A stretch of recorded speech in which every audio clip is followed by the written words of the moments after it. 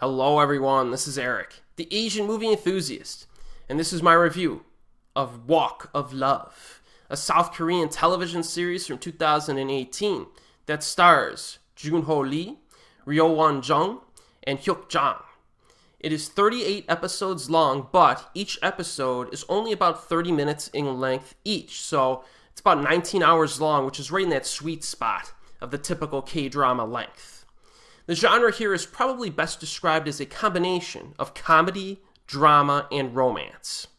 So the story revolves primarily around three characters and two restaurants that are right next to each other. So our protagonist, a man by the name of Seo-poong, is a talented chef who works at a Chinese restaurant within a 6-star hotel in Korea. There's also a small, shabby Chinese restaurant called Hungry Wok that is very near the hotel, so they're kind of competing against one another.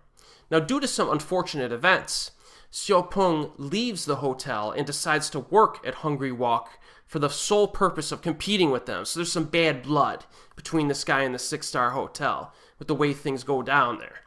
Now, along the way, he meets a broke heiress, played by Ryeo-won Jeong, and he also befriends the landlord of the property, played by Hyuk Jang. So together, these three characters kind of come together and they attempt to improve their little restaurant to compete with the cuisine at the high-profile hotel. So quite obviously, having Ryeo-won Jeong and Hyuk Jang in a K-drama is always a good thing. Always. To no one's surprise, they're both very entertaining and charming in their roles here. They're also very funny. This is a very funny show, I thought. But what about the lead actor, Joon-ho Lee? Well, before watching this K-drama, I looked up his resume and noticed that he is a member of a boy band, which, in theory, could be a problem if he was hired exclusively for his looks and popularity instead of his acting skill. I had seen him in the film 20 from 2015, which I enjoyed quite a bit, actually, but I was still uncertain regarding his acting ability. But after watching Wok of Love, I can honestly say that I liked his performance in this.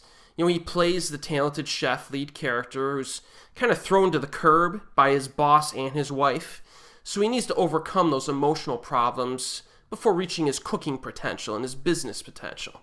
Now, I think this actor did a good job of expressing the vulnerability of his character, which makes it pretty easy to root for the guy. So overall, I like this guy, and I wouldn't mind seeing him in another K-drama or a movie in the future. The acting in Wok of Love is good. All around. It's solid. Now, the cooking scenes are also important here because they kind of serve the same purpose that a fight scene would do in an action movie. It adds a sense of excitement.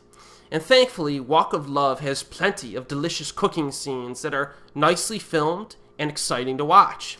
The script writing also gets into the details of food preparation, which is always a big plus for me, okay? And it's interesting to watch. Now remember when I reviewed the K-drama Delicious Proposal a while back?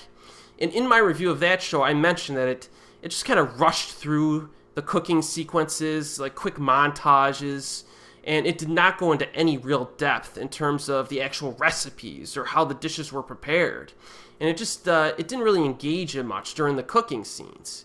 I'm happy to say that Wok of Love mostly avoided that flaw. Also, Wok of Love did a fine job of portraying the hectic nature of a busy kitchen.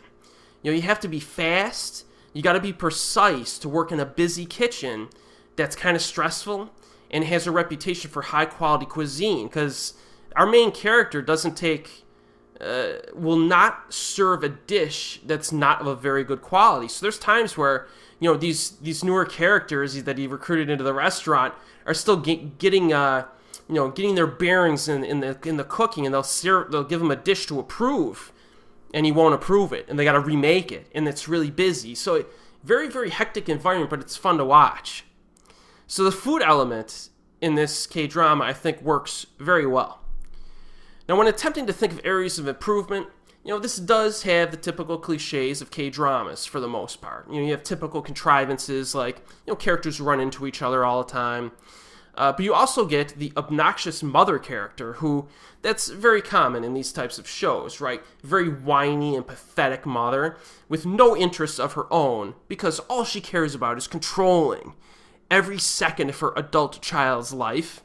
So, yeah, you know what type of character I'm talking about, right? It's just, these type of characters just get under your skin, and it's pretty frustrating to watch. So I didn't really feel like her character added much to the show. They probably could have just written her out of it entirely, because there's already enough conflict with the food stuff, and, she has a conflict later on that comes in that I felt kind of distracted from things.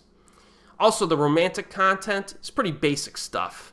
There's not really a deep romance involved here, but and I would say that the romance and the drama maybe takes up a little bit too much time during the initial string of episodes, but then the show focuses on the cooking, pretty well throughout the rest. So if you're watching the earlier episodes and you're not really digging it, just give it a little bit of time. Once the cooking starts ramping up, it gets quite good here. Overall, I enjoyed Wok of Love. It's fun. It's mostly efficiently paced. Also, the last string of episodes, it actually does a pretty good job of closing out the show. Sometimes the show just run out of gas, but this one, I think, even when the primary conflict is resolved and it has some episodes left, it keeps going, and it goes at a nice clip. It doesn't feel like wasted time. There's not a lot of episodes that I would have cut out of this. I think the 19-episode length works pretty well. The humor, like I said, is really good.